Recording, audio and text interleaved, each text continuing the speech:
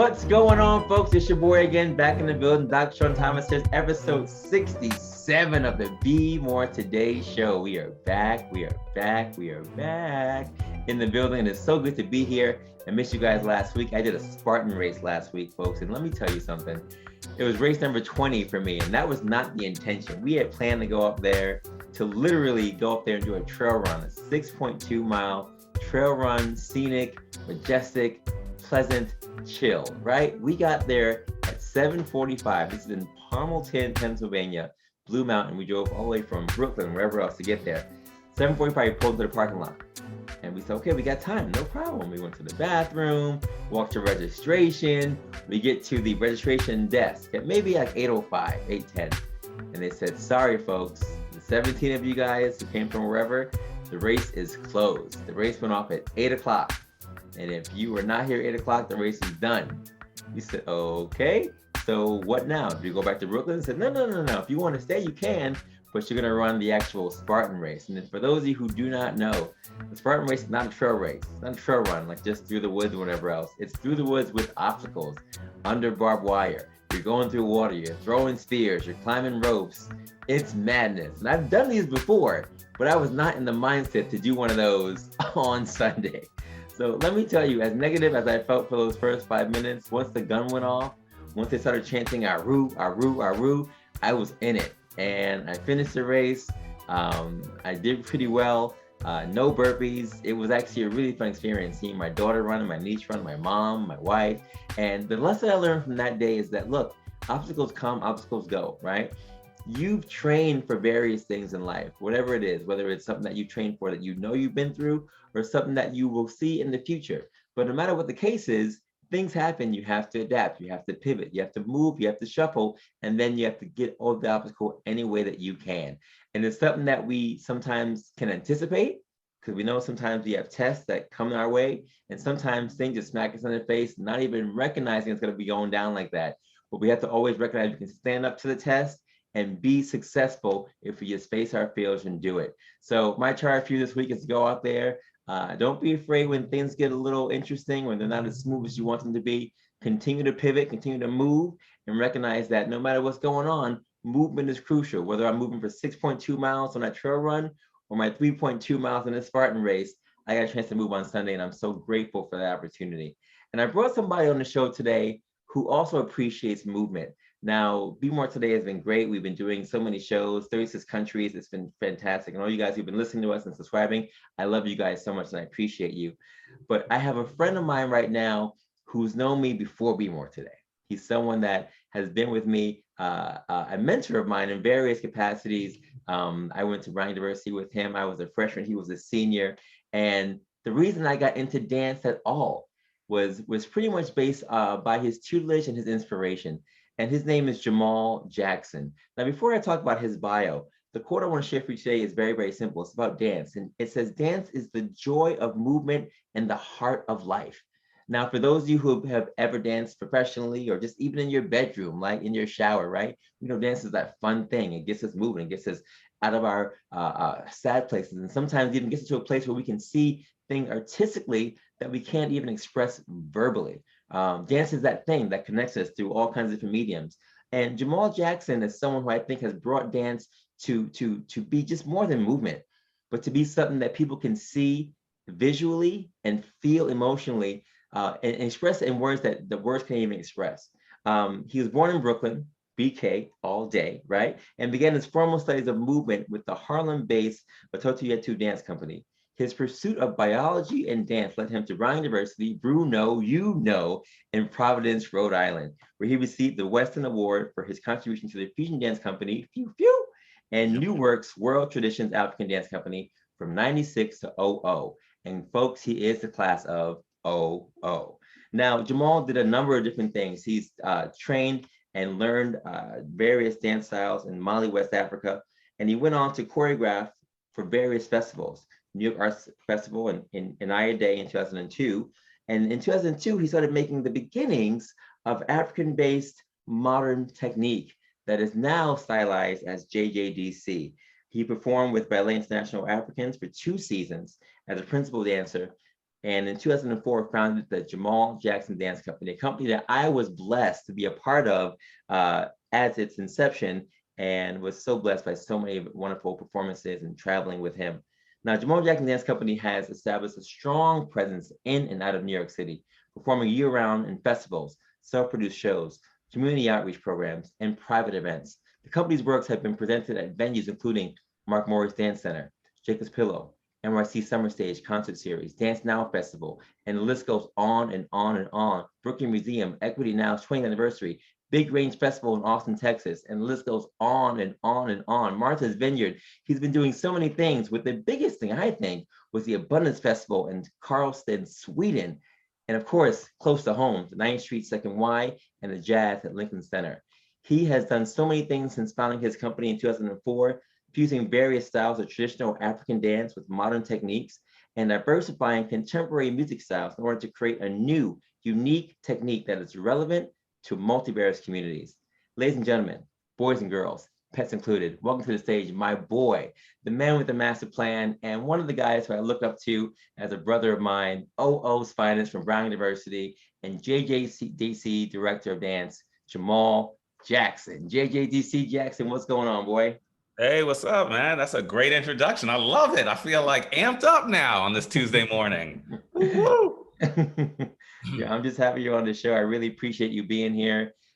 People probably don't even recognize, our friendship goes, beyond most things. We danced together in college. We danced together after school. You came to my wedding. I've been to your wedding. We played basketball together. We've done a number of things over the time. And even though I'm not dancing with you right now, a lot of what I learned from you when I was dancing with JJDC was life changing. It was a really exciting time for us to connect during that time of dancing and moving and traveling and really seeing the company grow. And to see what you've done since then really inspires me and really makes you just warm inside. You came to my book launch, and it's just so cool that we've continued to connect all these years since school. 20 plus years now since school. So thank you so much for being on the show, and thank you for making time to talk to me today.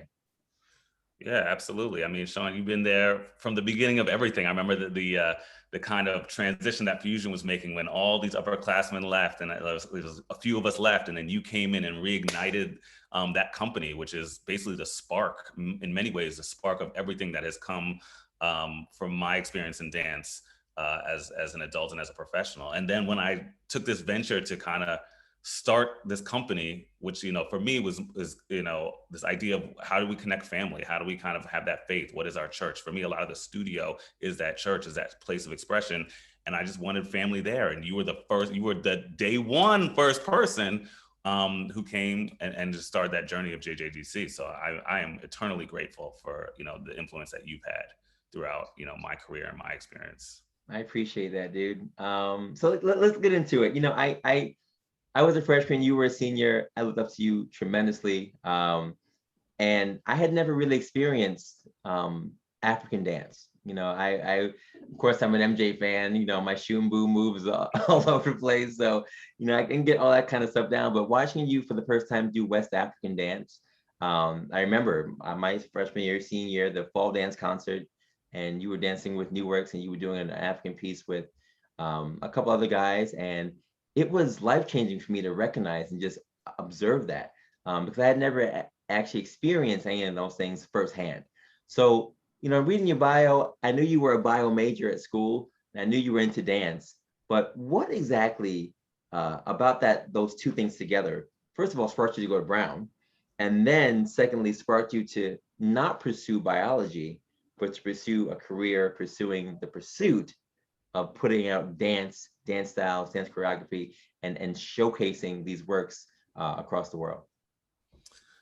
Yeah, I mean, that's a great question. I would say, I started, my first experience with dance was in about 6th or 7th grade, in terms of not just dancing in the basement with my cousins or kicking it, but I was introduced by Julia Leitao, who came and taught a class at St. Anne's where I went to school. And it was the first time they just brought in this teacher to teach African dance. And I was like, what is this? This guy, you know, resembles me. It was really interesting. The school that I went to was a predominantly white school. And so it very much connected with me in a new way.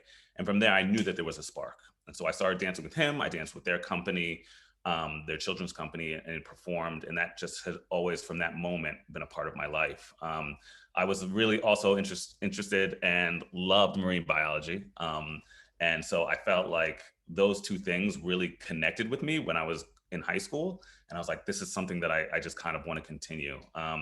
And, you know, when I visited schools, Brown was one of those places that I think had the ability to kind of foster and continue my love for those two ideas. And I think over time, and I got my biology degree, and that's, you know, what I majored in, but I feel like kind of throughout the course of college, I realized that I love both, but I realized that dance was more true to me and my expression. And the idea of, I need my voice to be mine, and I want to figure out how to put it out there. And for me, dance was the way to really pursue that, and was really true to myself. So I took that risk and said, this is what I want to do. This is how I want to operate in the world. And I think movement is connected to all things. So I made that decision kind of with that idea. Yeah, I mean, that's a bold decision. You know, a lot of people, you know, a lot of people will look at that, especially you're talking about 2000, you know, a lot of people look at that and say, wow, you went to the school, you did all these different things, and you're choosing to do something that is not a traditional path, right? It's not a traditional path. They say, oh yeah, I'm going to definitely do this. You have to basically pave your way to create this thing. Do you think that, was there any flack you got from that? Did your family or friends say, what are you doing? Do you ever feel like you were making the wrong decision? Do you ever feel like, although I like this might not be a career thing? Like, what are all the thoughts that went through your mind when you said, yes, this is what I'm going to do? Yeah, I mean, definitely. I feel like there's always challenges. I think my family has always been extremely supportive, but they also are kind of like, oh, you're leaving school and this is what you're going to pursue. Well, you're going to have to support yourself, right? So like, it wasn't like you can't do this, but like, you got to figure it out then. So it was one of those situations where I said, okay, you know, I'm going to start by just finding some studios and gyms to teach in. Let me audition, get a couple of jobs here and there. And, you know, it was tricky. It's hard, you know, when you start out, you know, being able to support yourself, especially living in New York City, as we all know, is challenging. And so there has always been a part of me that says, you know, I'm doing this for the love, for the art, for what I think is important, connecting a community. And I think that has always been centered around the work that I do. At the same time, like, I know we live in a capitalist society and I need to make some money too. So I've always tried to figure out, you know, ways in which I can do both. And I didn't just go into it saying, I'm going to be just solely a struggling artist who can't eat. Like, I was like, I need to eat, but I also have to focus on these other things. So how can I make those two ideas work? And I think I've balanced it pretty well over the years. I've had a huge love in teaching, and partially goes back to that inspiration that first teacher brought to me. So I've always taught, no matter, you know, whether the company's touring, traveling, whatever. To me, teaching has been instrumental in everything that I do with the art. So that's been a major way in which I've been able to support myself as well through the teaching. That's great. And, you know, I as someone who was also a teacher, I didn't think I'd ever be teaching dance ever. And I ended up actually teaching dance for a number of years in various studios in Brooklyn and Providence. And I got a lot of inspiration from you, watching you teach and recognizing that, you know, although I didn't have the as much training or as much sound training as others did, you know, once you know something and it's in your heart, like anything else, once you learn that thing and you really know it, you can teach that thing to anybody else. You know what I mean? So whether it's dance movement or whether it's that's something that is even academia based, you know, once you know it, you can teach it, then you really know it.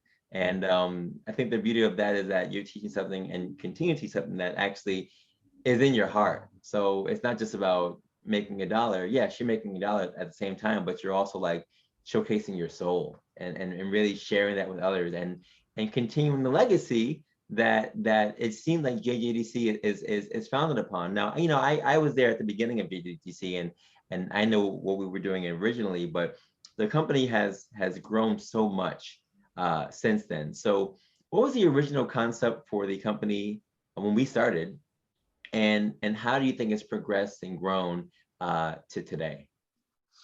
Yeah, so I mean, I think there's so many facets to that. One, like I said before, I wanted it to be family.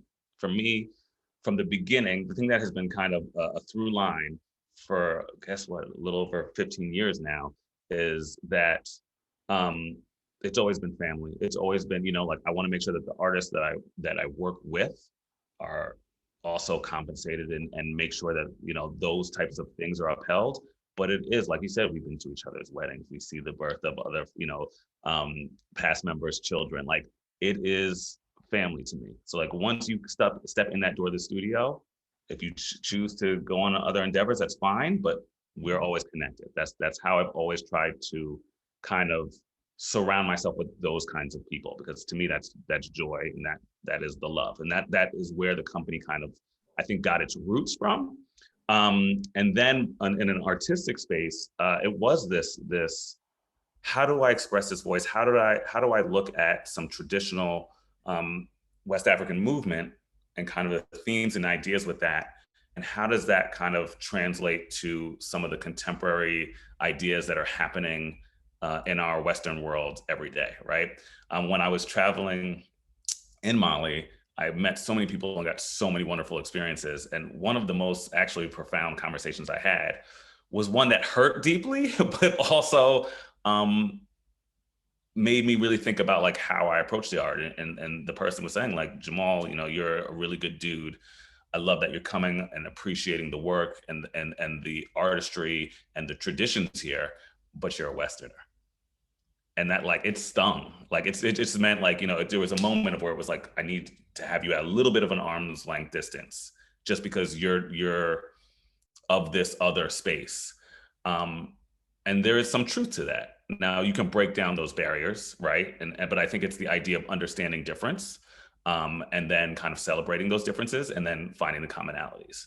And so in that conversation, it made me say, okay, there is this connection. What is that connection? Right? But also recognizing some of those differences and bringing those kind of disciplines together to really tell stories and to hear voices that have sometimes been muffled or pushed to the margins. And I think that's the work that I'm constantly trying to achieve and trying to make. For those who don't know, Jamal Jackson Dance Company has done a number of different pieces that were very relevant to what was happening at the time that they were created. Jamal, you have a piece that is dedicated basically to the incident with George Floyd. You have a piece that was dedicated to the O.J. Simpson trial. Can you just give listeners a tidbit of what those two pieces in particular were about and what inspired you to create literally an entire piece based on these two very serious and very influential timepieces in our history? Yeah, absolutely. I'll talk first about the newest work that we've been making, which is called 846, and it looks at some of the racialized violence in this country that's happened recently, but also over the inception and history of this entire country. And it has been spurred by the many deaths that we've been seeing, that we've been inundated with nonstop. The piece is a retelling of Rite of Spring. And Rite of Spring, for those who don't know, is it's a 1913 score by Igor Stravinsky, a Russian composer. The idea that there is this juxtaposition of success and sacrifice. So the community needs to sacrifice the young virginal dancer in order for the community to thrive at the advent of spring. And there was something to me as I was, listening, and it's this intense piece, crazy piece of music, that just that idea resonated in the sense of why does America's success, why is it dependent on the killing and destruction of Black and brown bodies? Because it's been that from the very beginning. And so we've been making a work using that piece of music and using that idea and kind of transferring it to this idea that's been happening today. And it's been a very hard work to make, in the sense that as we're making these events keep happening, right? So you're kind of in it as you're making the work. So it gets very hard and very heavy and very emotional. And we're in the process of developing that. We've created a lot and we performed some excerpts. And one of the things that is vital, which we're moving into right now, is we've talked a lot about trauma in the work and a lot of that pain. And now we want to move into stories of joy and glory. And so that we can also feature that. So that one of the important things is that every time it's referenced or someone is referenced, it's not a hashtag, right? I want to hear your stories of life and joy. And we've been doing that in many different ways. There's a piece of text from Tamika Palmer that we use. Tamika Palmer is Breonna Taylor's mother.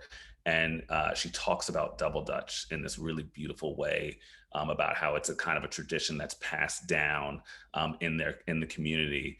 And we've created kind of this rhythmic, I like the crazy footwork that kind of mimics this idea of double Dutch, but also creates this kind of rhythmic score underneath her speaking.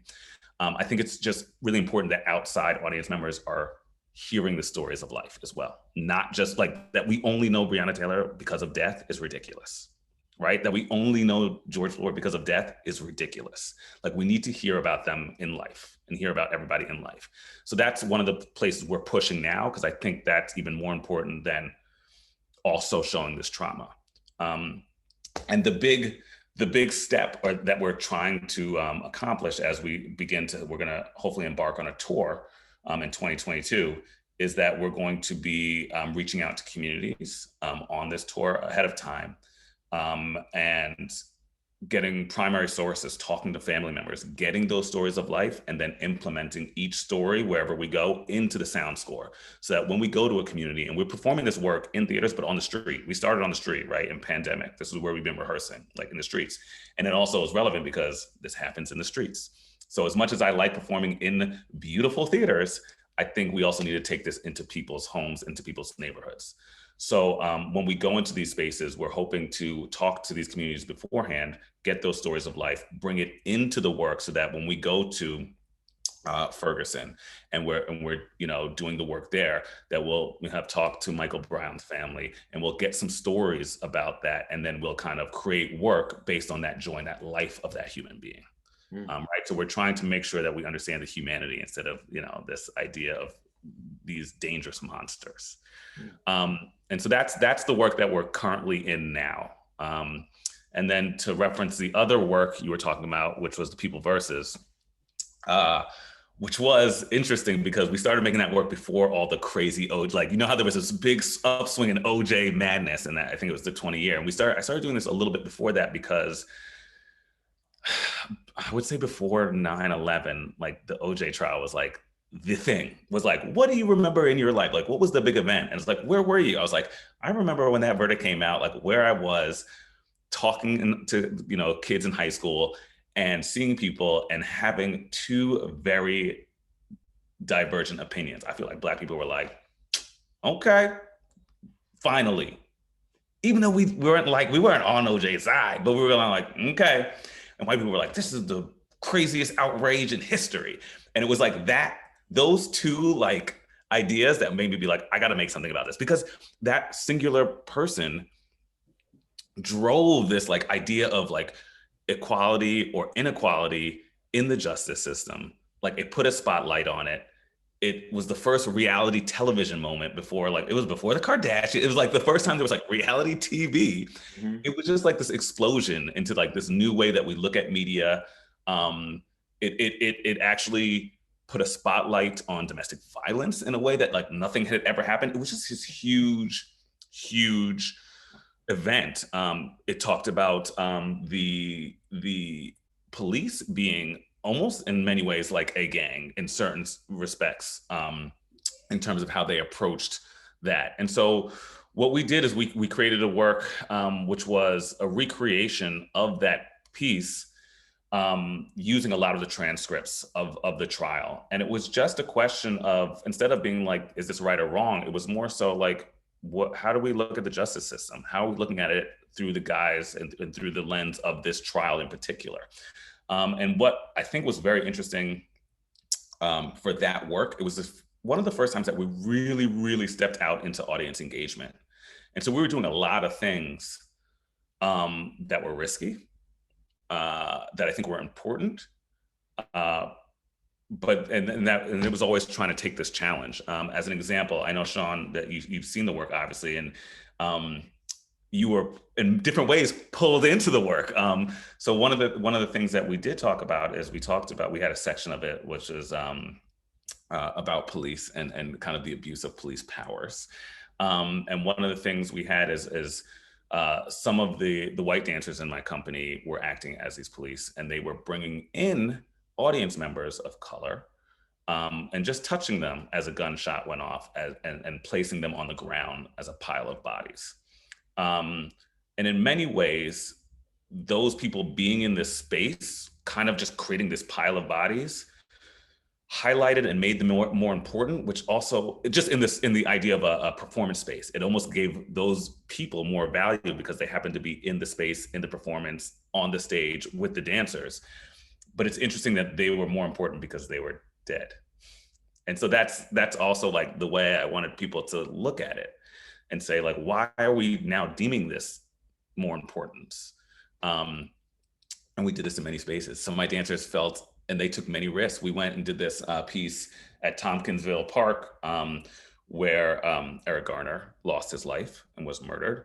And we did it for his parents, met his parents and the community there. And one of the things was these dancers were going out and just taking people from the community. Some people said, "Don't you effing touch me," right? That was some of the interaction. Some people, said, "I need you to bring me in," right? But navigating that for them, I think, was really challenging too, and scary in a moment. But also, I think there's something that's like, it just opens up the heart, and it's just kind of like we are communicating with each other in a way that we might not have. And so for me, whether it's a rejection, whether it is a pull me in, I think that to itself lends to the conversation is important to have. Wow. I was there for the people versus, like you said. I was jealous I was not in that piece. I'm not gonna lie to you, but I remember being there. I remember being pulled up. I remember all the visuals. And you mentioned earlier that the space that JJDC works in, I guess any dance studio, when the energy and the vibe is right, can be very religious. It can be very church, or whatever your walk of faith is, right? Whatever your place of worship is going to be called, sanctuary, what have you. It can be that. And I do think that for that piece, it felt like an ulterior or an alternative universe where things were happening before our eyes. We were actually watching this thing play out in art form, in dance form. And it wasn't like the story was made up. It was actually just, what actually happened, but actually seeing it happen and actually being able to be a part of it.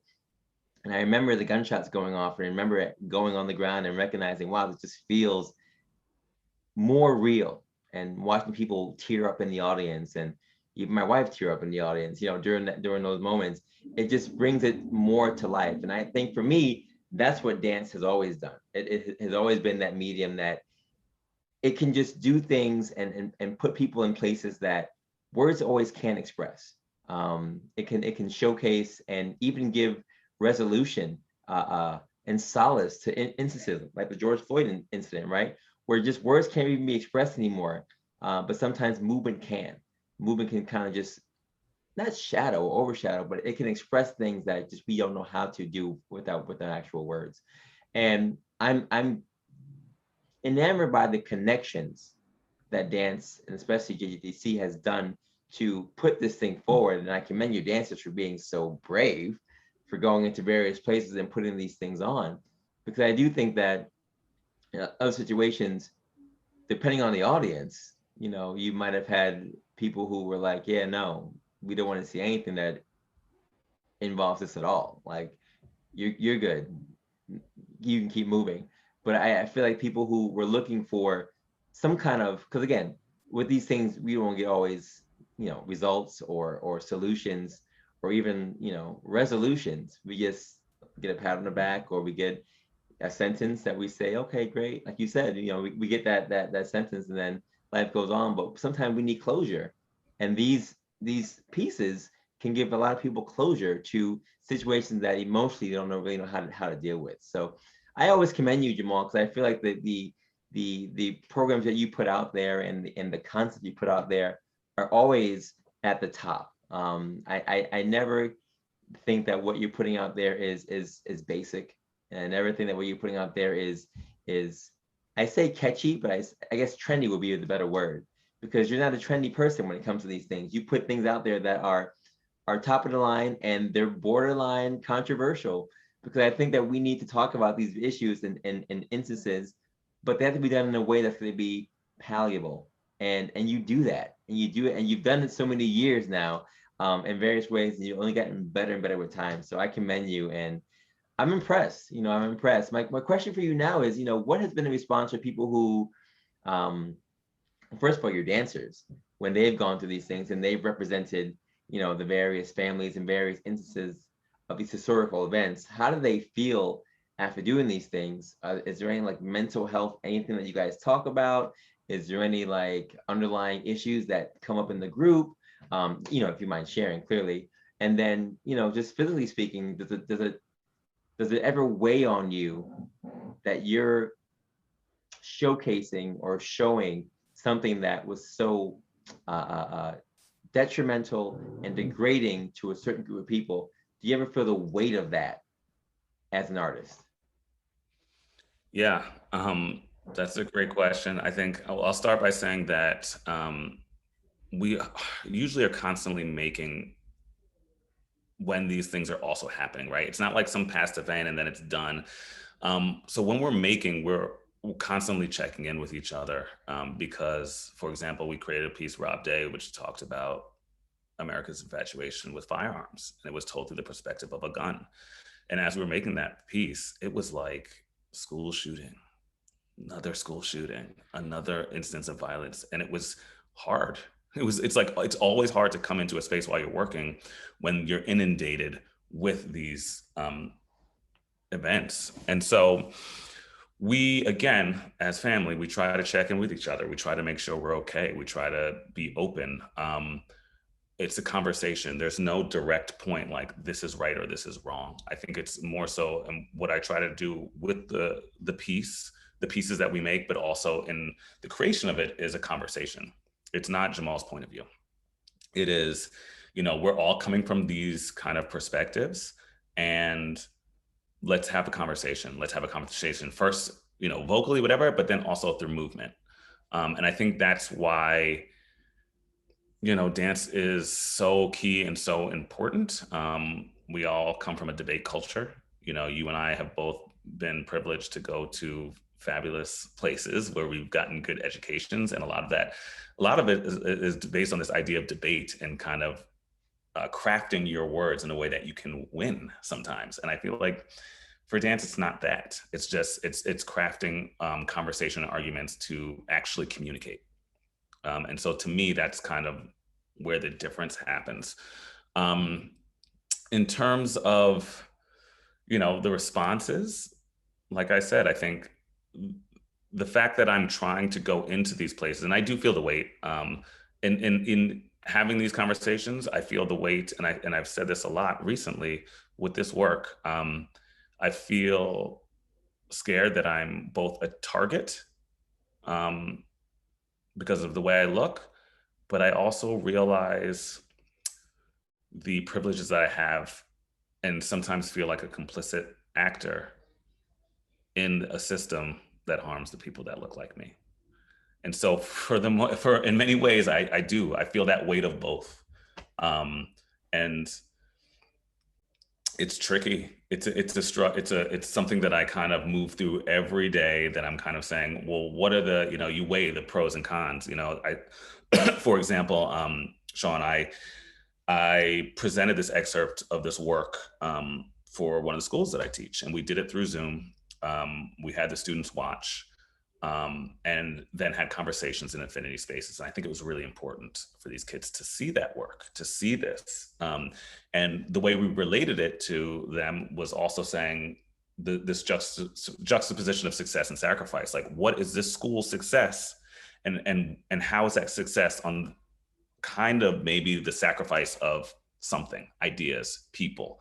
Like, do we look at it like that? And I think that was really important for those kids to say, okay, well, I'm not necessarily around the George Floyds directly, but like, am I also part of the system that creates these dynamics?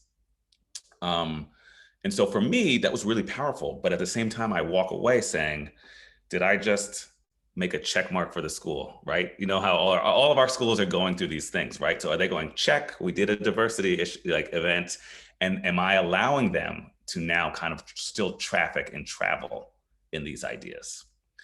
And I look at it and I say, no, I think I'm doing a better like good by bringing this to the work than a disservice, you know. But I do think that the fact that I'm bringing it, that I'm opening it, does allow like a little bit of a pat on the back, right? And so I think that's the thing that we go through all the time. I think I'm in a fortunate position. I realize that all the time. I also realize that I also have to deal with being, you know, a Black man in America. You know, it's funny you mentioned that, and I'm thinking now back to some of the pieces that I used to do with you guys back in the day. Smiling Faces, talking about the former administration under Bush, and you know, a number of other pieces that were very controversial. And I remember, you know, feeling like this was a space where it was safe enough to share what it was like to be Black and what it was like to be a Black man in various contexts. And of course, the conversation after was also easy to have, because again, if we're in that same space, that same temple, that same place of worship or what have you, where everyone is, you know, safe enough to say what they want to say, it just feels better. But like you said, you know, there's so many things that once you walk out into the real world, you know, when you talk about real issues, and if you are checking off marks, if you are making a difference, if you are helping or hurting the situation, it becomes kind of tricky. And I completely agree with you on that teetering the line of, yes, people need to know, they got to see, but am I helping or hurting the situation? Is my education or my sharing experiences, is that going to help the situation, or just make people who already had their preconceived notions of this thing feel like, yeah, well, I still feel the same way. You just kind of just share it to me a different way, but I still kind of feel the same way I do about this thing. So it's hard. And I think that, again, mediums like dance do a good job of bringing things to light that would not be at all shared, I think, to the vast population of people, especially young people, that it is being shared today. And, you know, I commend you for your work in various schools. And I kind of wanted to talk more about you're sharing these things now with other places. So I know you work a little with the Y, 92nd Street, and other places, and you've used not just the stories that dance brings to the forefront, but you've also used dance as a way to, as you've said, build self-confidence and to help people with discipline. How are you using dance as that medium now to affect change for young people and older people alike? Definitely. I mean, I think for me, the core of all of this, of movement, of teaching, is not to, you know, do what I'm doing, not to learn what I'm doing, but in a way that you need to find your voice. And I feel like, you know, when I'm teaching, you know, I'll teach certain techniques, you know, and I'll teach, you know, Koteba is one of my favorite things to teach. And, you know, and the idea behind that work is it kind of recenters the moral compass of the village and the community. And we'll be teaching it, and kids I'll show the steps, and I'll show, you know, the movement, and then I'll dance, and they'll be like, what, that looks different, that's completely different. And I'm like, well, that's how I dance, right? This is my voice, right?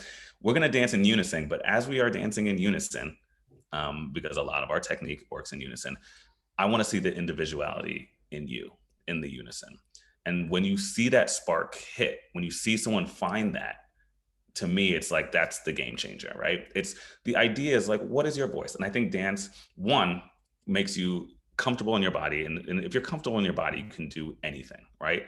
And I think when you're comfortable in your body, then you're able to be uncomfortable, right? You're able to be uncomfortable in ways, and then kind of kind of navigate, and then take the next step in these challenges. If you're, you know, with anything, with communicating verbally, with academics, all of it. I think that if you can step out and be comfortable in your body, then it makes you more comfortable with being uncomfortable in new situations. So for me, that's been paramount to kind of the way that I've started when I work with students. And then yes, the discipline. I tell my students all the time also, like I don't take myself very seriously, but I take my craft very seriously. The idea that this is something that is past, there is lineage to this, and there's something sacred about it, and it's really important. And it's not something that you can come in one day and get, right? There's something deep into the bones that you will feel when you put the work in. And I think that to me, and I'm, I've been teaching for 20 years. I've been dancing for, I don't want to age myself on this podcast, but, I'm still learning every day. Even when I'm teaching, I'm learning. That's the beauty of it too. Like, I feel like I learn more about the students. I learn more about myself and my movement, and things that like my tendencies and things that I want to work on. So it is this constant like stew of exploration. I never thought about it as, I guess, because I feel confident in my body, so that never an issue for me. But for people who don't feel confident or comfortable in their bodies, yeah, it's true. When you feel comfortable in your body, then you can feel uncomfortable in other situations. And I never thought about it that way until you just mentioned it. And I do see dance as that thing, because whether you're at a wedding or whether you're at a high school party or what have you, people, when music comes on, you can tell people who feel comfortable, and you can tell people who don't. And some of it has to do with self-confidence or what have you, but a lot of it has to do with being comfortable in your own skin. And I think it does translate in the dance realm, but like you said, it translates into life as well. People, for various reasons, whether it's Black and brown people not feeling comfortable in their own skin in this country, or people just not feeling comfortable based on how they look, based on how they feel, etc. It can go across the gamut. So, I think for me, like you said, dance is that thing that can really neutralize all those things. And it puts everyone on the same playing field. Everyone likes music. Everyone likes to move, hopefully, right? And you can really use this thing to effectuate change on a personal level and even globally. So the fact that you're continuing to teach and give back to the community, I appreciate that. And I think that is fantastic. Now, Jamal, Be More Today is my thing. It's my baby. You're at my book launch. It's basically like this whole podcast is focusing on ordinary people doing extraordinary things. I think you're doing extraordinary things. And the book is all based on stages of change that people need to or can try to get whatever they want to get done, whether it's trying to be a little more comfortable in their own skin, right? Or a little more active in their own physical fitness, whatever the case may be, a little more confident in what they want to do. They give you these stages of change, or these steps of greatness to get there. So I'm curious for you, Jamal, Be More Today is a very common phrase, but it's different for everyone. And as number 67 on this podcast, I'm asking you, sir, when you hear the phrase Be More Today, what does that phrase personally mean to you? For me, and it kind of spurs directly from you, sir, is be self-reflective and really think about how you can be the best you. That's something that's always, for me, resonated with you, with how you kind of present yourself, Sean, always. I don't think that it's an idea of like, I'm going to make this person better or make that person better or that. I think it's just more so like, let's come into this space, let's talk, and I'm going to try and do things that will make the best me. And I think that has resonated very much with me. I'm not trying to be, when I think about Be More Today, I'm not trying to be this company or this dancer or, everyone's like, oh, so you're like Ailey? Because I have mostly Black dancers. No, that's not, I'm doing the best JJDC. And so for me, I feel like that idea is self-reflection and growth. Yeah, that's big. It's funny, I had two things. One, I had a flashback of us doing, for people who don't know, most dancers, when they're doing a show, you learn choreography for weeks. And then you have a show, you got to do some cleaning. So everyone has a cleaning session where basically you, Jamal, or someone would just basically look through and literally clean like the first 5 minutes and like the next 5 minutes of a piece, or the first 2 minutes, and just go through it. And I remember my first time really being in the company and really having you clean movement for us. And I was so frustrated because what I thought I had down pat, because there's a certain mindset of when you're doing something, you think you got it, right? You think you have it. And it's different with dance because we all have to have it together. We all have to have the same arm at the same whatever in unison. So whether I have it or not doesn't matter. If I'm not doing it with somebody else at the same time, then we don't have it. And I remember being so frustrated when you would go through and be like, oh, we got to change that. Now your leg is doing this, and now your arm is doing this. And I didn't even realize I was doing those things because in my mind, I had it. I had it down, But I think that those instances where someone can actually show you, look, you're doing okay, but if you just do this differently here, then you're really going to have it. And people coming together and recognizing they can do that together to either put out work, like artistic work, or to put out other works, whether at their jobs or in their communities or in their families. I mean, that to me is what personally Be More Say means to me. It's like us coming together and recognizing that, yes, we can move together, we can dance together to get things done. And like you said, it's not about competition, it's not about, me being better than you or you being better than me. Because in any art form, whether it's dance or whatever, or any profession, there can be competition for those things, right? But I never felt like JJDC was competitive in nature in terms of the people who were being brought to the company.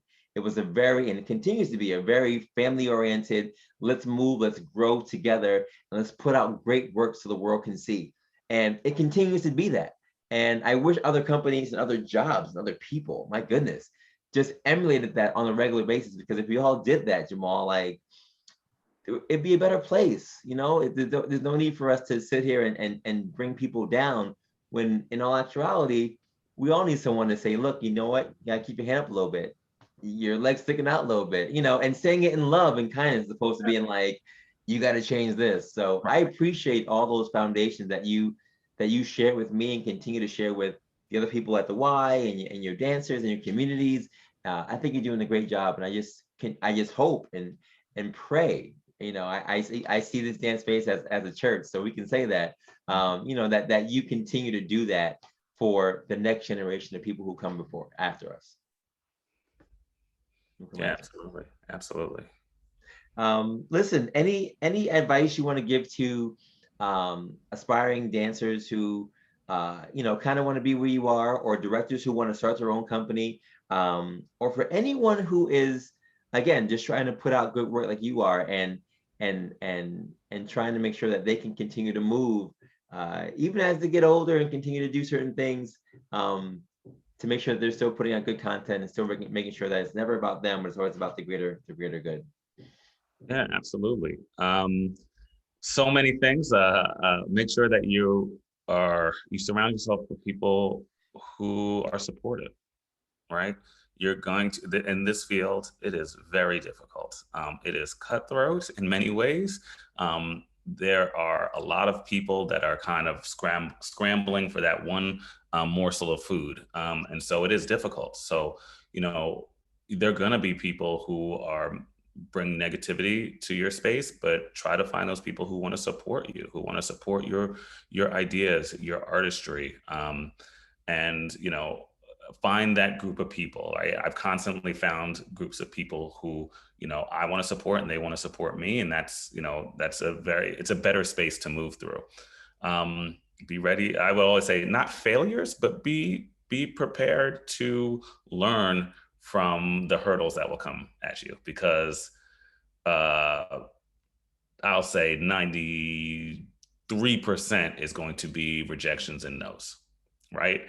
And things that you have to work on, things that you have to get better at, whether it's grant writing, whether it's, applications for festivals, whether it is, getting booked by presenters, like all of these things, whether it's just the work that you're making, there's learn, enjoy the failure. Like there's a part of it that's like, you have to don't just take that and go, this didn't happen and it's the end. I'll be like, this didn't happen. Okay, so why? what's going on? Is it something that I need to adjust? Is it something that I might not be the right fit for this thing? Like what does that mean? So like really just learn from those things. And because that's in this field, there's going to be more rejection than there is positivity. So you have to be resilient in that way. And there is positivity. There is like I get a lot of light at the end of the tunnel, so I'm very happy about that. But to this day, I still think I'm like, oh, I got this, and then I look at something, I go, they didn't want me to do this, right? And then I have to learn from that. So those are the things. And then one of the things as an older artist now that I have learned over time, and this is something I can say, but it's something that a younger artist will just have to experience for themselves, is when I would usually get into spaces applying for things or just navigating different dance realms in different places in the city, it's always, what is your artist statement? Who are you as an artist? What is that? And I'm tired of that conversation. You have a perspective and a point of view, but for me, my statement, if you want to say, is to start conversation. What we've been talking about this whole time, Sean. Why am I doing this? Why am I creating? What does it mean? How does it connect other people? How does it get other people to have conversations, talk about things that they might not have because I'm presenting this art to them? I don't want to say, this is the perspective, I'm going to shove it down your throat and listen to it. I want to just create something that makes people have a conversation that says, oh, I never thought about it like this, but maybe this, well, I don't agree with that, and so on and so forth. So I would say, look at your art as a way to spark conversation and to spark thought, as opposed to wowing with your statement. That's big time right there, Jay. Listen, where can folks follow you on social media or otherwise? Website is jamaljacksondancecompany.org. JJDC 2004 on Instagram, and Jamal Jackson Dance Company on Facebook as well. We are presenting our thing that we have upcoming is August 19th at the Battery Dance Festival, which is a beautiful stage outdoors in Battery Park down there. And that will be, yes, August 19th in the evening. You can find that if you search Battery Dance and you look up their festival, and they have their whole lineup. It's a week of free concerts. So come check it out. And we're presenting an excerpt of 846, which is the piece we were talking about, the Rite of Spring, which is based off of George Floyd and others for that festival. Awesome. Awesome. I hope to be there. I'll bring Sonali so she can come and watch and see what's going on. Jay, I really appreciate you being on the show today. You've made 67, one for the books. And, you know, one of the reasons, again, why I dance is because you instilled that in me. So I appreciate your teaching. And I look forward to see what's next in store for the company. And I'm excited that it continues to grow. And I pray it gets to 20 years and 40 years and continues on and on and on as long as it can. So well done, sir. Thank you. Thank you for having me. I mean, I'm just in awe and impressed always with what you do, Sean, but this is the next level. So just amplifying voices, and you've done that throughout your life. I'm very appreciative and just proud, you know, to be a friend. Yes, sir. Yes, sir. And folks, don't forget what he said. He said so many points, so many nuggets about just making sure you go out there and live life, you know, stay in your lane, know who you are, right? Be confident in who you are. Get ready for the hurdles that you're going to come your way. I talked about obstacles in the beginning of the show, right? You're going to hit obstacles. It's just the way it is. And whether you're ready for those things or not, that's up to you. But just recognize that if you want to get to the next level for these steps to greatness, you're going to have to make sure that you're ready when things don't go your way, and use that as fuel to keep pushing forward. Our quote from today was simple: dance is the joy of movement and the heart of life. So for those of you who have stopped moving, whether it was quarantine that's hit you in the face or the pounds that we gained during quarantine, recognize, New York City's open, places are opening up now. Don't forget that movement is life. As a physical therapist, I also affirm this message that movement is key. And, you know, it's one of the things that continues to keep people, as we get older, and even as we're younger, it's healthier for us. It makes us feel better. It makes our days be better. is better for you physically. So continue just to move and groove, whether it's in your shower or it's going to be on the stage with JJDC. Keep moving forward. For more information about the Be More Today show, you can visit us BeMoreToday.com for my book, which is on Amazon and on the site as well. Our podcast that comes out every single Monday. And again, my boy T. Farrell has the Words for Life podcast every single Wednesday. So check that out as well. If you want to send me an email or get in contact with Jamal, that's Dr. Sean at BeMoreToday.com for all the information. We appreciate your love and support. We will continue to put out every single Monday a new episode with new content for you. And as I always say, have a good day, have a good night, have a great life, and continue to take your steps of greatness to be the best version of you. We'll see you next week. Peace.